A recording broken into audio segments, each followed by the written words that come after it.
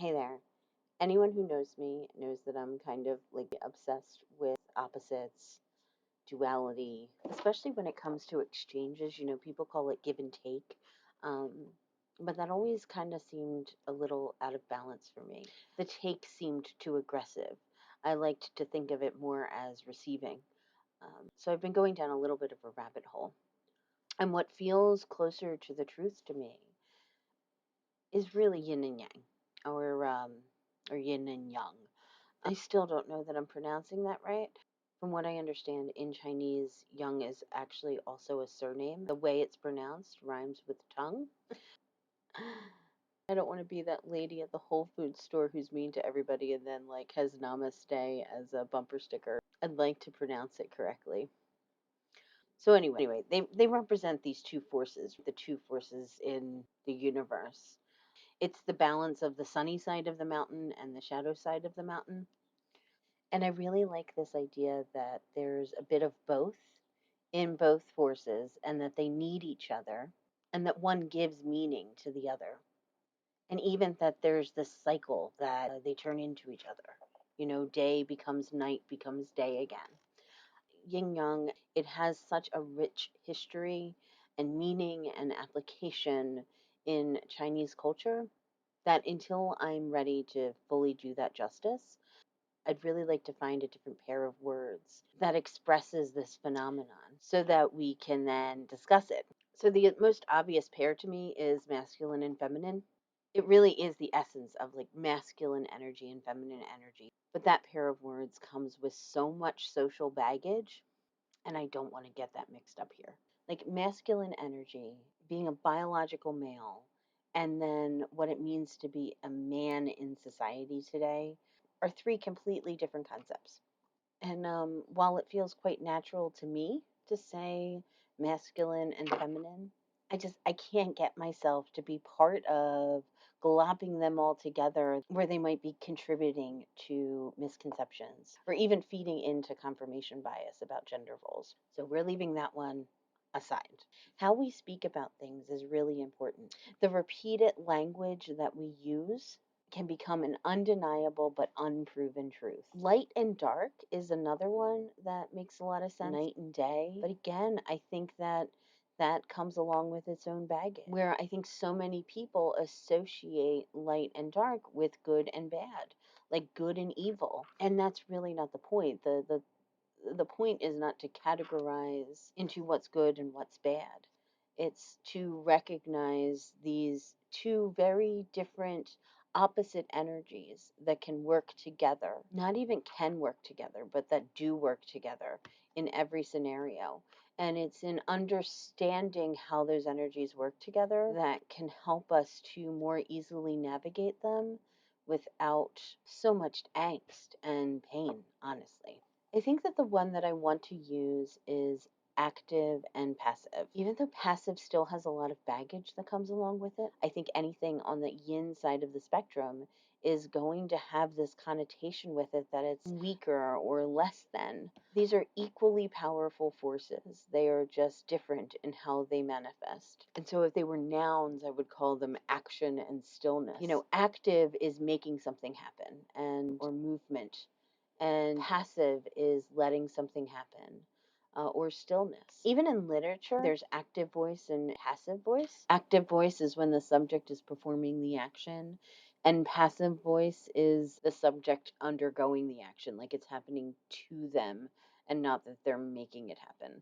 I really think that active and passive is the most neutral pair that I have found so far to start at least having conversations about this. So, if these forces are working with each other, what is it that we describe that they are working with each other in? I like to refer to it as an exchange. But even exchange is kind of actually a very active way of looking at it. A more passive way of phrasing it is a flow. So, whether it's saying it actively as an exchange or passively as in a flow, it is some sort of back and forth. But exchange may be the most neutral way of saying it because on the more active end, we have conflict, which is a type of exchange, but a more competing exchange and not more of a passive, flowy exchange.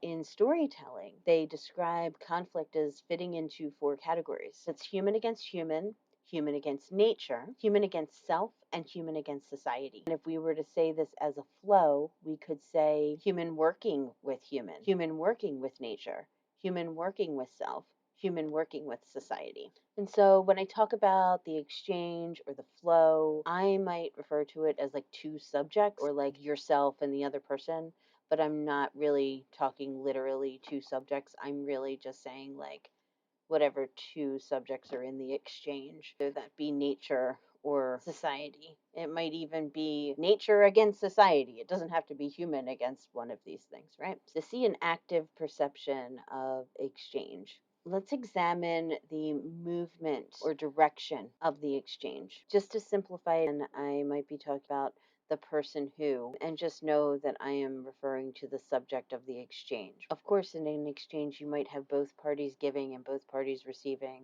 something. But to simplify it, I'm going to hone in on specifically the person doing the giving and the person doing the receiving. When you're in the giving part of the exchange, you might make the assumption that that is the active role, and the receiving part of the exchange is the passive role.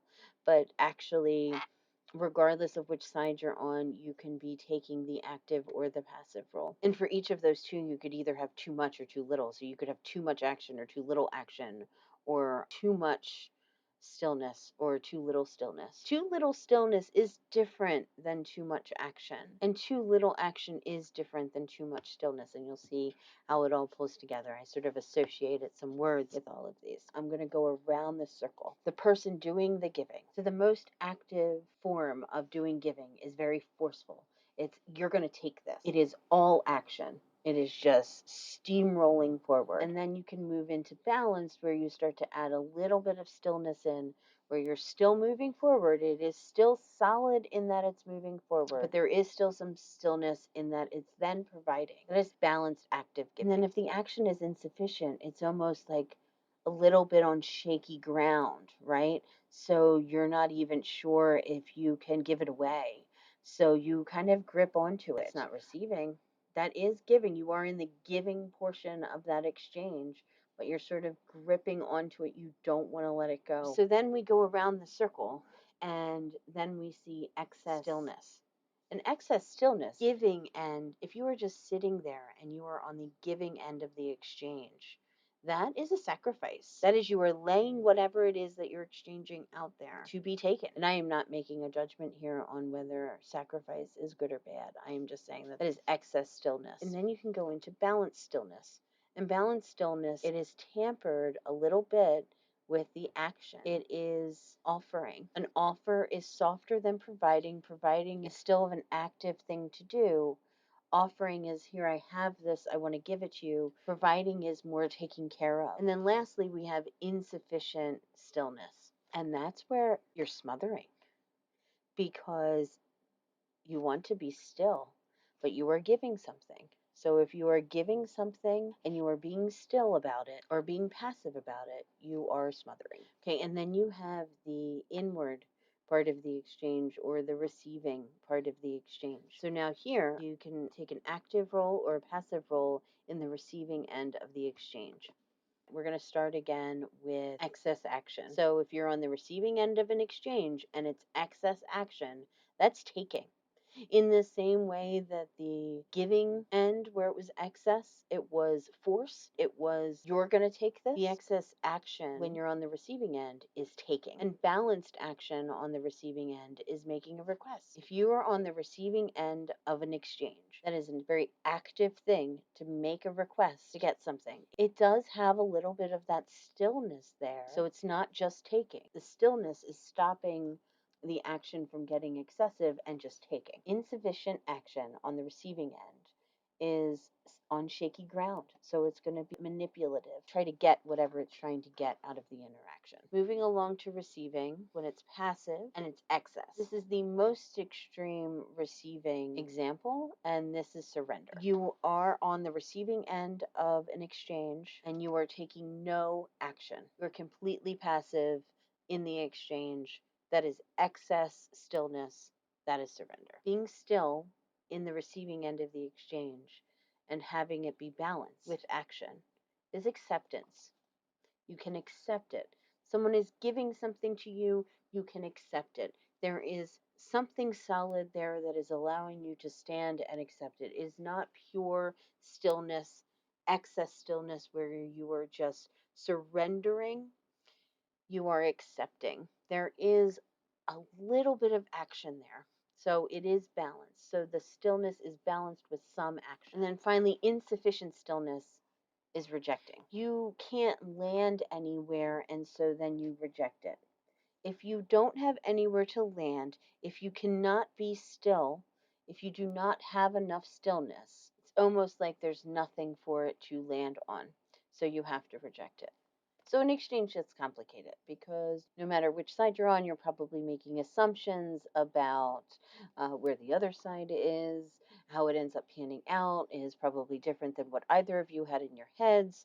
There's preconceived notions about what you have. So if you are giving or receiving, what you think you have is going to change what you are expecting to receive or feel like you're able to give. So, when I was thinking about this, I thought we should step one step backwards and look at the boundaries of the exchange. So, the boundaries of the exchange themselves have some active and passive energies in it. And that's the last concept I want to talk about today. In the same format that we did the others in, the boundaries themselves, if there is excess action, it will break or disregard boundaries. And again, it's not that one is good or bad. I think in most things we should try to be balanced, but some situations call for different approaches. I'm not here to make a blank canvas statement that any one of these things is necessarily bad or virtuous. So if the action is balanced in the boundaries, it respects the boundaries, it's still going towards the boundaries, but it is careful with them. It stops a little bit before plowing through. Versus insufficient action with the boundaries, that's going to be afraid of the boundaries. It's not even going to want to go up to the boundaries. So there is not enough action there to move forward because it is afraid of the boundary. Versus the excess stillness will just be sitting out there in the open and not even recognizing that boundaries even exist, and they leave themselves vulnerable. But balanced stillness with the boundaries understands the boundaries and takes care of them because it has a little bit of that action energy, and so it will protect its boundaries. It understands them. It's similar to the respecting of the boundaries in the action world. Picture it sitting in the middle of the field and putting up those boundaries and understanding them and not putting too much up, not putting too much down. Whereas insufficient stillness with the boundaries, they're going to put too many boundaries up. This is not a clear cut, this is good, this is bad. This is more about just identifying where the energy is so that we can more easily and more mindfully work with it. I hope to do more videos in the future that go through examples of all of this. I think when it comes to struggles, either interpersonally or even with society, especially when there is a lot of conflict, I think examining it through this lens can maybe provide some additional clarity on where and how we can work through these conflicts in a way that works for everybody. If we could just align, I really do believe that we'll be flowing together. I'll leave you just with this one personal story, and then in future videos we can go through all of the other examples. So there's times when I'm working with people where I get into this zone. Even people I work with have referred to it as that, like that I'm in like my zone. It's not an easy one, but it is one that I recognize that I can do when I am in the zone. And it's where I'm very balanced on my active energy in both scenarios, where I'm in the giving part of the exchange or on the receiving part of the exchange. When I'm in my zone, I have very balanced active energy, and I've contended with excess active energy like my whole life. But when I was thinking through this particular scenario at work, I realized that while I'm balancing so well so I'm focusing in on the boundaries, right? I am respecting boundaries. I am careful with them. I very much understand where everybody needs to be to feel comfortable. So while I'm balancing there, I'm realizing it's a great cost to the passive energy. So my default state while that's happening is to somehow produce enough excess passive energy to balance the potentially excess active energy. So what is that in human terms? In an effort to not break boundaries, in an effort to try to respect boundaries and not break them, I am not using them for myself. And I've realized a long time ago that that doesn't work. That's not sustainable. Like I know that part. I know that that's not sustainable. I can't, I have to be able to say no, right? So I learned to say no a very long time ago. However, That then swung the other way.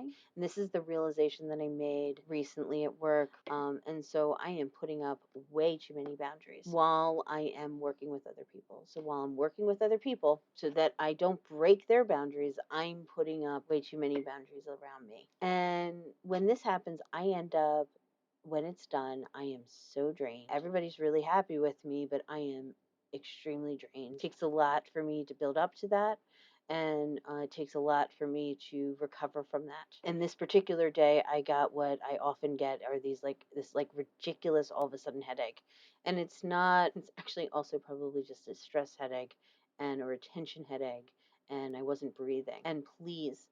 Reminder, I have it on the welcome page of my channel. This is not a substitution for medical advice. So if you have headaches and you're about to take whatever thing that I said worked for me in this particular scenario, please don't. There are lots of reasons you can get headaches.